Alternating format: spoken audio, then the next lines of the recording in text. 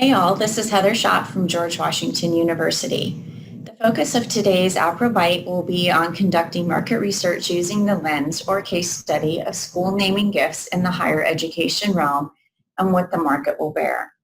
Although this will be in the context of higher education, the concepts and process can be adapted to your type of organization with just a few tweaks.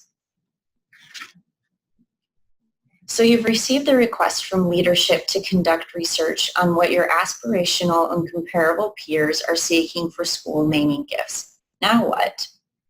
Please note, for the purposes of this topic, we are discussing the conceptual idea of a school, not bricks and mortar.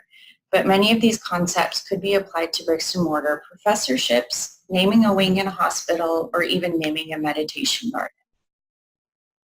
We will cover who might need to be a part of the discussion, factor in negotiating time needed to conduct the research and define the scope, tips for making the research process repeatable, and what are examples of visuals that will state your case. Within the higher education realm, you may want to have donor relations be a part of the discussion, as they can provide more context around the internal dollar expectations the organization would have. One donor relations industry rule of thumb is that the naming of a school or college should be at least 3 times its annual operating budget. To support this, your Chief Development Officer could be a source for these budget numbers. And as always, follow the typical practices of your organization, such as alerting your supervisor.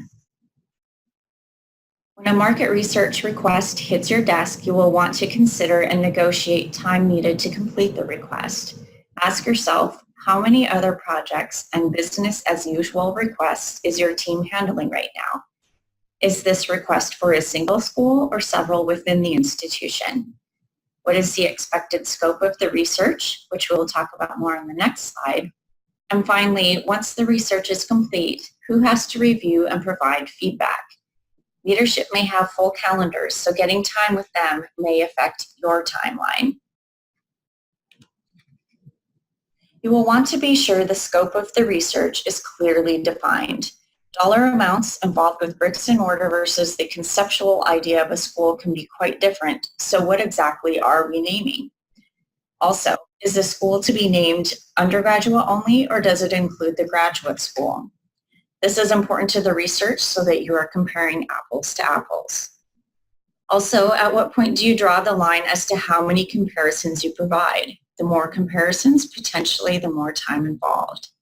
An idea might be that you look at 10 schools ranked above and below yours. A very important part in negotiating the scope of the research is whether or not there is the expectation for discovery of prospects, which will add additional time to the project. And finally, do you have challenges such as a very unique or boutique type school that will make it hard to find comparables? Taking a look at where your organization currently stands with naming gifts may be a good starting point for your research and potentially organized into a table such as the one seen here. Keep in mind that depending on how long ago previous naming gifts were done, they may need to be adjusted for inflation in order to get a true comparison or baseline.